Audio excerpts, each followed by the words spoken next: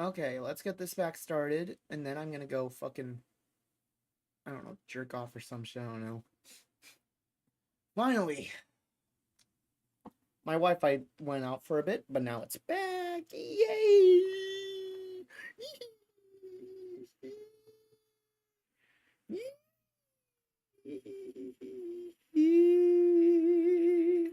Yoo-hoo! Okay. Oh, poop, my fucking internet came back on. So, uh, oh man. Keep going. We're letting more viewers know you are live. Thank you very much, TikTok thingamajig.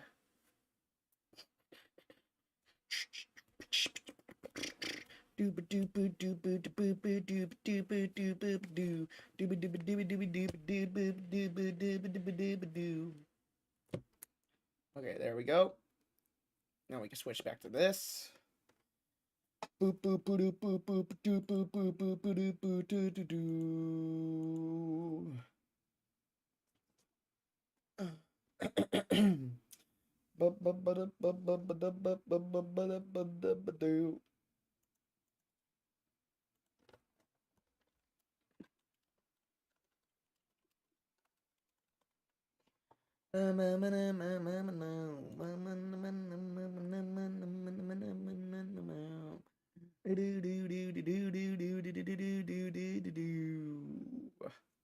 Hi, Ra. Okay, well, he's gone.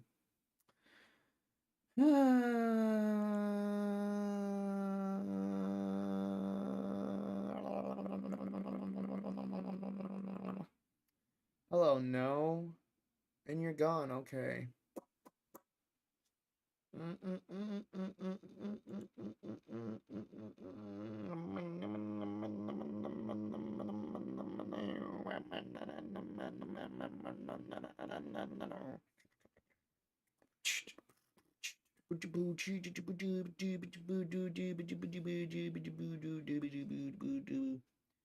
Hello, viewer, and goodbye, viewer. Son of a bitch, viewer. Viewer of the pure. Hello, Harold. Hello, Maka. Oh my gosh. Is there anything else that's gonna go on tonight? Maybe, maybe not. Anybody want to join up, maybe? Anybody want to join and fucking check me out? Debate, debate, debate. I want to debate. Who dares step up to the plate to debate? Damn, I'm a rhyme master. Let's go. Oh my gosh.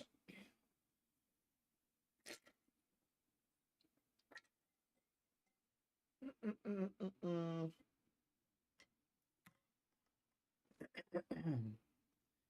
on, join up, people. Come on, please. I want to debate some peeps. I want to debate some peeps. Some peeps. Somebody once told me the world is gonna roll me. I ain't the sharpest tool in the shed. Hello there. Oh, perfect. Somebody wants to join. Worldview Mastery. Hello there. What's up? Not much, not much. What's up, man? I'm curious. It's kind of a vague prompt. Hell Your yeah, it is. morality isn't real. It's clickbaity, ain't it? Oh, it's good. I mean, I'm a fan of hooks myself. I just want to know more. Yeah, for sure. So, basically, what I am is what's called an egoist. Have you ever heard of that by any chance? Egoism, yeah. Yeah. So, that's basically what I am. I'm heavily influenced by Max Stirner. And before we go on, I do propose two criteria to everybody that I debate regarding morality, which is can you prove morality exists independent of the mind, and can you prove that morality has an enforcement mechanism that is not just another person with X moral framework? Those are my two criteria to be able to prove morality is in fact real. Gotcha. And when you say real, what do you mean? I would say probably the best thing I could say is tangible. Okay. What is tangible? Physically grounded. physically grounded. Yes. Um, Can you detect morality with the five senses? I guess you could say. okay, gotcha. That seems kind of reminiscent of the old guard logical positivism. Why do you like that? I don't know what that is. I'm sorry. Yeah, so logical positivists, it's a early movement in early 1900s, and basically they uh, they maintain something along the lines of the thesis is that any statement that expresses something that cannot be uh, detected with the five senses is a meaningless statement. Would you hold to something like that? I wouldn't say it's necessarily meaningless. I would say that Well, when factually it meaningless. Sorry, a factually, factually meaningless statement. I not sure I would say factually either, to be honest, because it really just depends on how you see it. Because I'm more, I guess you could say, a materialist, whereas an idealist will obviously see it as factually correct that morality exists. So I'm kind of like, there's a bit of nuance, I guess you could say, to that. But this is just like my personal stance regarding morality. Yeah, yeah. So like for the idealist, they would say that it would be a fact in a transpersonal way. Hmm. So we can go that way. So I wanted to ask. You say because if it was physically tangible or whatever you said, right? That would be a fact because it would be a part of reality. Yeah, I would say it's But you real don't think then. that moral statements express facts. I'm sorry, what was that? You don't think that moral statements express facts. No, But I you think said they express opinions, such as the concept of like uh murder being wrong or something like that. yeah. So you think that if I say that murder is wrong, that statement does not express a proposition. I'm sorry, can you repeat that? I was looking at chat. Somebody said, "What happens if I agree with you?" You don't have to join up. Then you could just watch, but you can repeat your thing. I'm sorry. I'm still trying to learn how to use this TikTok thing. No, you're So, good. You're good. No, so if I say murder is wrong, mhm. right? You say that expresses an opinion. Yeah, I would Do say you that's an mean opinion. yeah? Does that express an opinion or does it express something else? That statement. I would say probably just an opinion at that point because you can't Okay. really actually prove that to be the case. Good. I want to hone on that approved language in a second there because Hmm. that needs some semantic unpacking. But when we say it expresses an opinion, are you saying that is that like an attitude, like a psychological attitude? I Is that guess all you that could is to say you? that, but the thing is, I wouldn't necessarily say entirely just because of the fact that it outsources it to some sort of cosmic rule, such as like a moral subjective framework or utilitarianism or consequentialism or whatever you want to call it. Yeah. I mean, I just want to stick with the meta ethics here. Yeah, So, for sure. yeah. I mean, if it expresses attitudes, I mean, so you're fine with certain moral statements just being expressions of attitudes. Then. Well, I mean, it's not like I'm against it or anything necessarily. I'm just making a kind of like descriptive statement, I guess you could say, around the nature of morality. It's not that I'm necessarily against it. I just don't believe it exists. I believe it's what Max Stirner would call like a spook or a phantasm. Yeah, I want to get closer on here because I don't necessarily use the same language the same way you're using it. So when you say it's not real, like someone subjectivism wouldn't be an anti-realist position. So if you maintain that someone can have it express an attitude, like a moral statement can express an attitude, that would still be realist. Hmm. Well, when it comes to subjective morality and stuff like that, it's still asserting that morality is real. It's just subjective. My stance is it's not only not subjective; it just doesn't exist. Right. But you're using existence to range over like some sort of concrete object. Yeah, I guess you could say that for sure. Okay. Um, so what do thoughts exist on your view? I guess if you want to describe it as like neurological things that happen in your head, I'm not sure necessarily how they And those happen, would be but I would say correlates, that right? they're grounded in like neurological reactions in the brain. So I would say technically, possibly, yeah. Well, I mean that would build in. I mean that would beg that would that would beg the question in favor of some specific physicalist people. I just mean like if you're like I know that not everybody can imagine objects in their minds, but let's just I mean I can. So I've ran into some people that can't, but I mean let's just say you have a thought of a pink elephant. Only you have private access to that thought. And we're not talking about the neural correlates. We're just talking about your introspection and the Mhm. fact that there is something that it is like to think of a pink elephant. So we're just talking about that. Um, does that exist, or is that something that's not existent? If we're talking about the actual object itself and not the neural pathways in your head that are creating that image in your head, then I would say probably no. I would say no. Well, I mean, even saying that, right? That still builds in physicalist ontology. Even saying that, creating that object in your head, it's not self evident. I think you would know this. You sound like you'd be familiar with this. Like you'd know that there are plenty of philosophers that would defend a mind first ontology. Oh yeah, for That sure. I that mean, the I priority relations are not neurocorrelates, but they are the neurocorrelates are posterior to prior mental states. mhm. So you can't just kind of say without further justification, well, without the neurocorrelates creating them, that's kind of begging the question in favor of a Well, whole what entire framework. would they exist without the neural pathways that are creating them? On a mind first ontology, if the mind emerges from the brain, then that's just what that means. Well, doesn't it? Like, I mean, in a literal, outside the philosophical sense, No, because sorry, I mean if the brain emerges from a mind on a mind first ontology, then that's just you only have like one logically exhaustive option. I mean, I haven't heard anyone else say anything different on a mind first ontology.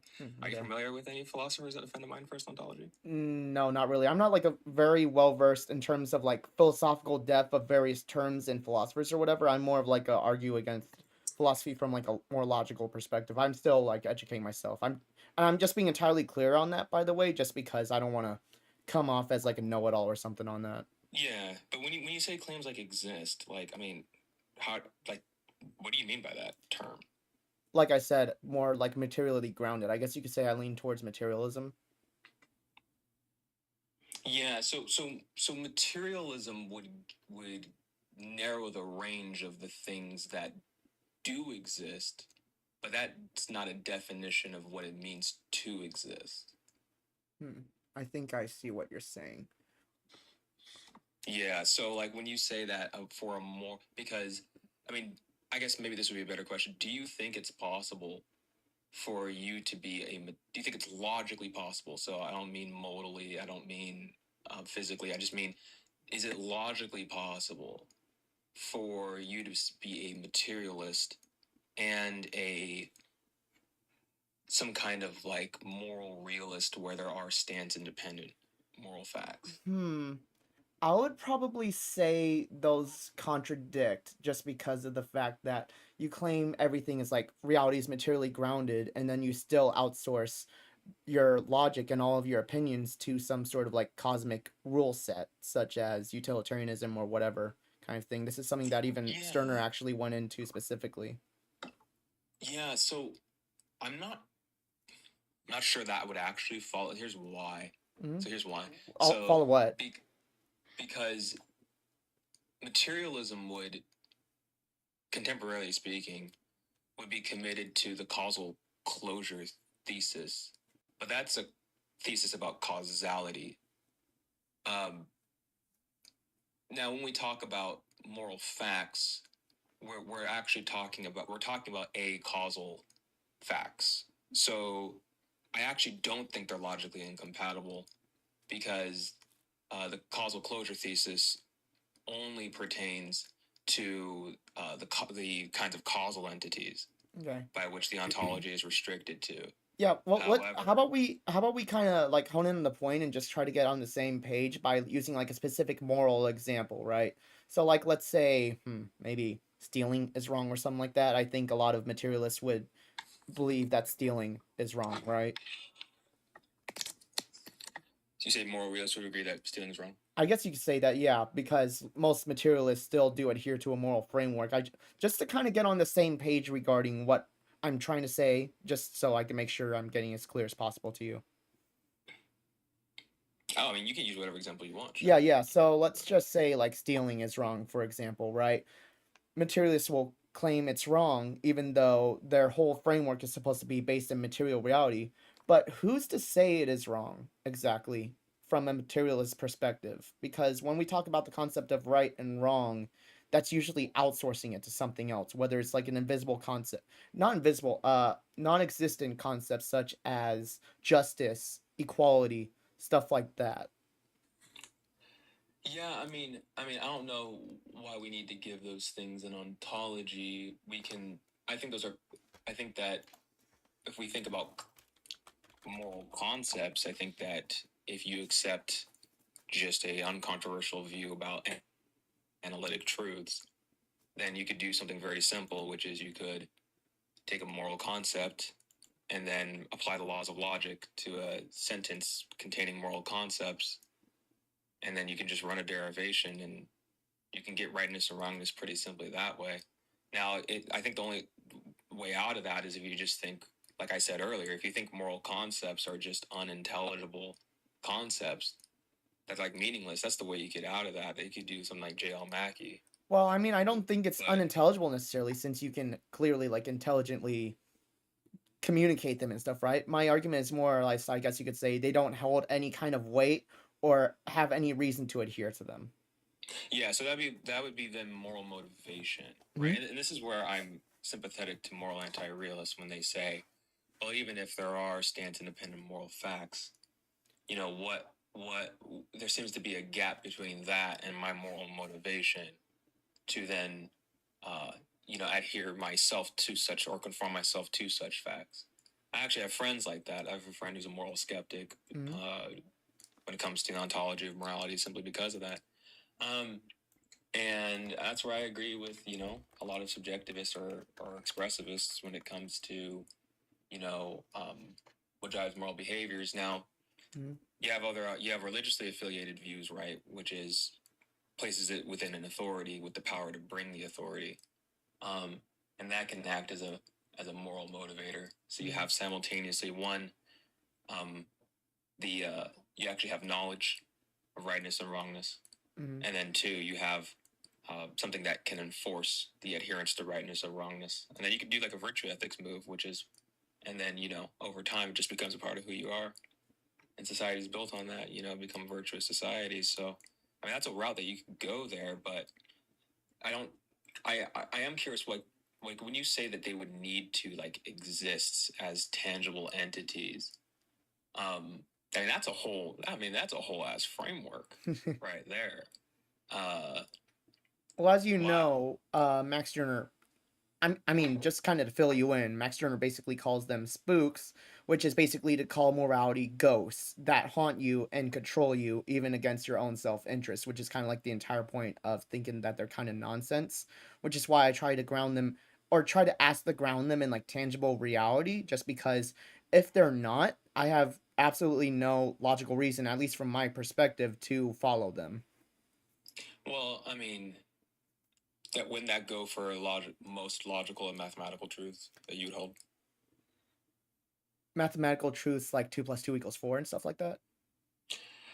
Those, but also mathematics that are wholly 100% proven, that have no uh, physical antecedents whatsoever Well, within I would reality. say that like mathematics are typically, not even typically, but are able to be demonstrated in physical reality because mathematics is just nothing more than a representation of real world, I guess you could say, things. Like a group of rocks is four rocks kind of thing. It just represents something that actually exists. It's a tool set. Morality doesn't have anything like that. Um, do you actually believe that? I guess you're kind of making me second guess now. Well, I mean, vector algebra. What's that? And if you look at like if you look at so it's algebra that's used in higher order physics. Like if you look at quantum field theory, and they talk about something like there's a mathematical model called Hilbert space. Mhm. Um, any physicist would tell you that that's just math speak for something else. I will admit Uh, that's going way out of my limits of knowledge, so I really can't say anything on that. So, unless you want to that's give me like fine. a No, rundown. I think that you can conceptually track because if Hilbert space is a thing, it's it's a it's a way for us to make cognitive contact um, with reality. That's very different than than kind of what you're saying, which is our models of counting can just be found. Like, I don't think that I think that you would agree with me that just visual images or like our perceptual experiences are not self-interpreting. Um, that it's judgments that happen way later, um, that have their own concepts that could be otherwise more or less accurate that we actually go off of. But even if we look at higher order pure mathematics, you can't go find any of this stuff in quote unquote nature. Like you can't reify it that way. But they just follow from uncontroversial axioms. The nature of succession, right? Uh, piano arithmetic, I think is how you pronounce it. Mhm.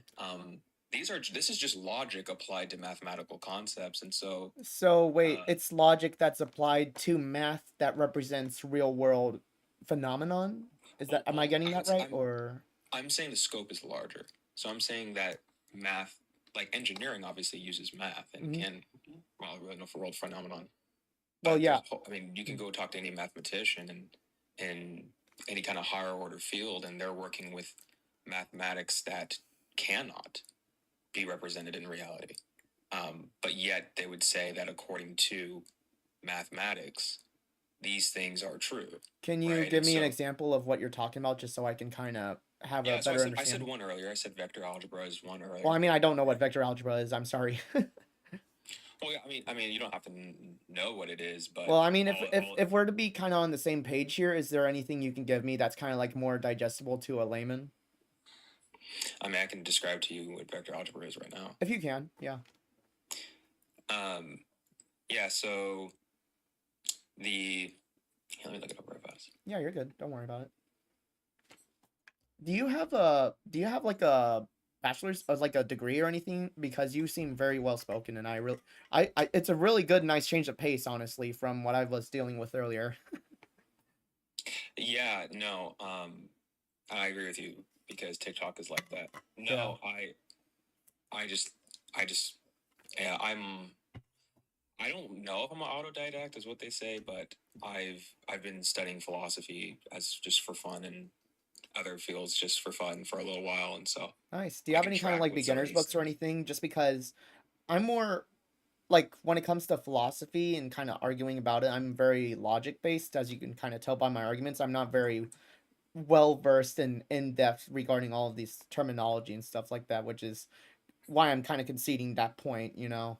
I don't want to come off as like Dean Withers or some shit. You know what I'm talking Yeah, about. yeah, no, no, you're good. What was I gonna say? Oh yeah, vector algebra. Yeah, vector algebra. And are you like this might be a good way to start, like number theory, Mm, right? Like the properties and like within like set theory and like infinite set theory that works with um like infinitary mathematics, which is just studies like the properties of infinite quantities mm. and things like that. Like those aren't reality representable concepts. Those are just things that mathematicians just like they just know how to work out the equations. Number theory, um, certain things, and it, like topology, Is it things okay like if I that. ask something real quick regarding all of these different math fields of mathematics you're kind of talking about? Oh yeah, sure. What is necessarily the point of them? Are they supposed to be able to be applicable to real world things like science or anything like that, or is it just kind of stuff that they kind of do for the hell of it? Well, I mean, I think they would. I think each mathematician to his own would give you a different uh, answer there. But I think the substantive question there is like, yeah, there's a difference between pure mathematics and applied mathematics. Well, I would assume that like pure mathematics does have some sort of real world purpose. Otherwise, I don't Well, I don't I mean, yeah, necessarily know what the point of it is if it's just all going to real be kind world of in your head. purpose can mean a lot of things to a lot of different people. I think that um, that just like in philosophy, when we not everything that we discuss in philosophy is going to have us discover a cure for some disease or something Mhm. like that, but just allows us to be just better thinkers in general, and that can have a pragmatic consequence if you so desire. From what I'm I know aware, plenty of oh, sorry. people who, yeah, you know, I'll just say it's like I know plenty of people who think that philosophy, for the most part, like I know somebody who's a psychologist who's a staunch moral anti-realist, and he thinks that most of analytic philosophy, I think that's what you mean when you're saying logic earlier. I think he thinks most of analytic philosophy is just pointless. Whereas I don't think that philosophy is here to discover anything new about reality. I think it's here to clarify just common sense. Mhm. I come from more of a common sense tradition. I do want to also make sure to be clear. I'm not saying that morality is purposeless or doesn't have meaning. Some people find meaning in morality and stuff. I'm just making more like a descriptive claim kind of thing rather than a normative claim that should be forced onto others. Oh yeah, no, all good. I wasn't taking you to say that either. Yeah, I just Um, wanted to make sure I'm entirely clear on that. I don't want to come off as if I have like a hate boner or something for morality. yeah, 100%. So, um, yeah, and so the only reason why I brought this up is that if you think that like pure logic and pure mathematics, like you know, um, Tarski's conditionals for truth or uh, measure theory, like that just is literally about conceptualizing um, volume and length, and it's not something that like engineers use. They use something else, but it clarifies those concepts.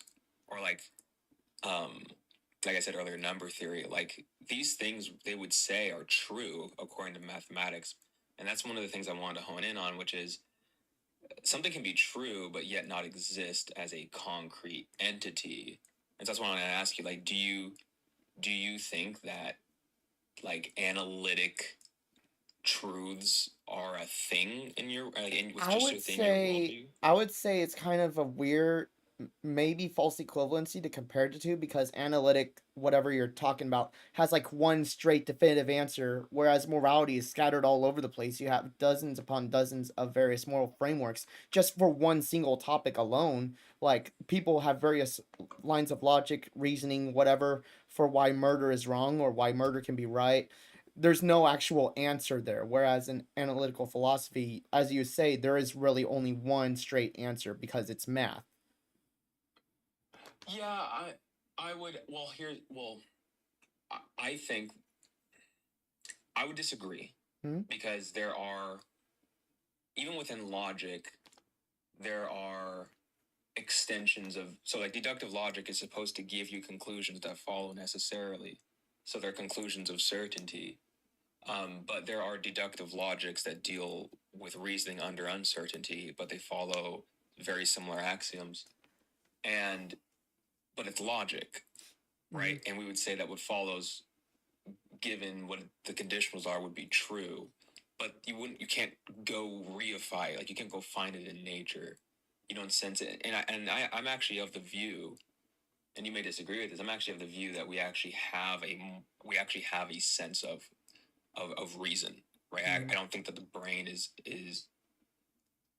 job is to merely organize information. Well, I what do actually you do mean by think that reason? Maybe I agree, maybe I disagree.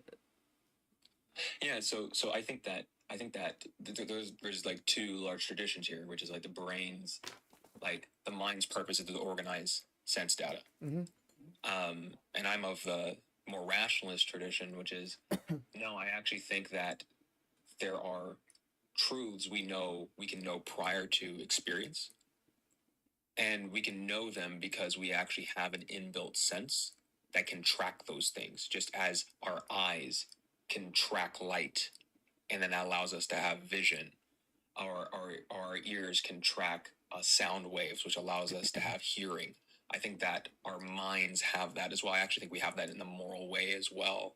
And I think it's actually an explanatory model because if you just entertain for a second the hypothesis that we have a moral sense, it would explain instantly the widespread subjective experience that every human, I have a certain degree of consciousness, has of there's something that it's like to feel like something is wrong, or there's something that it's like to feel like something is right.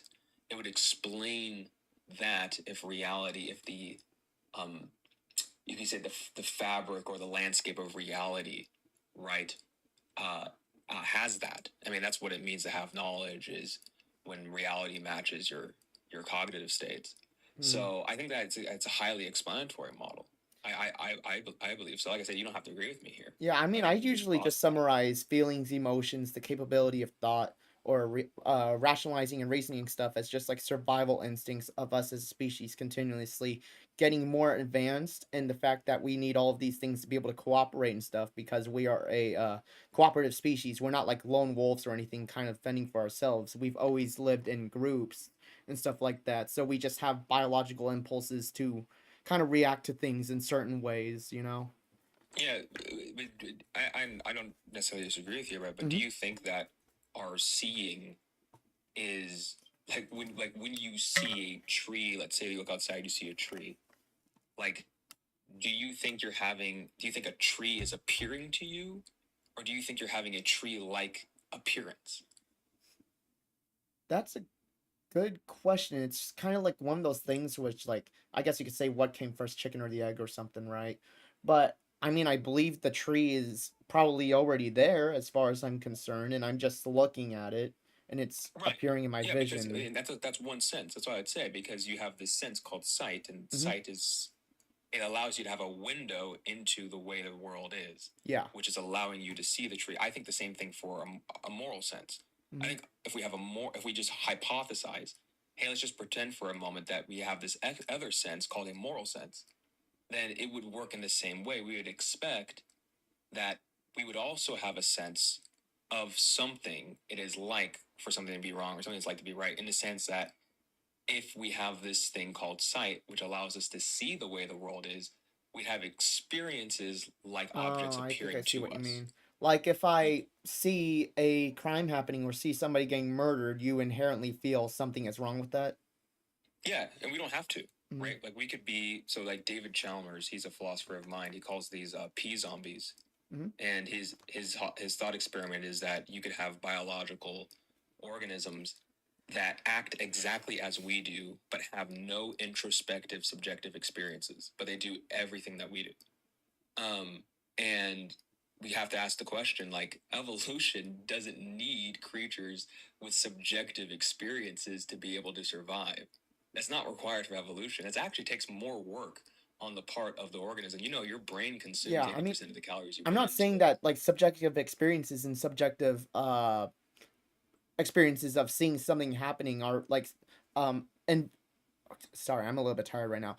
Evolutionary, I would just attribute that to culture and different kinds of external factors personally. Yeah, for sure. I think those are there are shaping factors just in the sense that It's evolution has shaped our sense perception, but that doesn't mean it's that a our very perceptions in tracking multifaceted thing, I would reality. say. It's very multifaceted. There's a lot of different layers and stuff like that. I'm not one to like skip on nuance at all. That's kind of like where I'll end up acknowledging my like I guess you could say epistemic limits with some of this stuff. Yeah, all good, all good. Um, no, I mean, yeah, I mean, more. I will say because by the way, I just thought we were having a good conversation Yeah, for here. sure. I will say that I don't really have a dog in the fight of kind of whatever you're arguing for. I think that morality and ethics is just one of those cool things, and I'm fine kind of going either way on this. But those are kind of some of my epistemic constraints, which is I do think that the hypothesis that we have more senses than we usually give credit for is highly explanatory. I think it is a simple hypothesis, so it satisfies simplicity constraints. I will say this. Um, Apparently, we do have more than five senses. Apparently, there's like 17 or 32 of them or some shit like that. If oh, you is that look into crazy? it, there's a lot of them. Surprisingly, that's just like super oversimplified. But yeah, And there's like 100 and something human biases as well. yeah. And I so mean, it's funny when people tell me like, don't be biased. And I'm like, well, mhm. we actually have some of these biases we have are actually contribute to our survival. It's actually very interesting. Yeah, pretty much. Yeah. But all right, hey, listen, I thought I'd just pop on and see what your things about. I love the hook of the prompt on it. I Clickbait. I think appreciate it's it. great. I think you should get more people up here. So I Yeah. won't take too much of your time, Paul. Good to chat with you. Yeah, it was good seeing you, dude. Good meeting you. Yep. You have a good night. All right. Have a good one. Bye. Thanks. Bye. That was a good discussion. Honestly, I might need to rest after that one because that was a little bit of a doozy. So I don't even have anybody watching, so I'll just send it right there.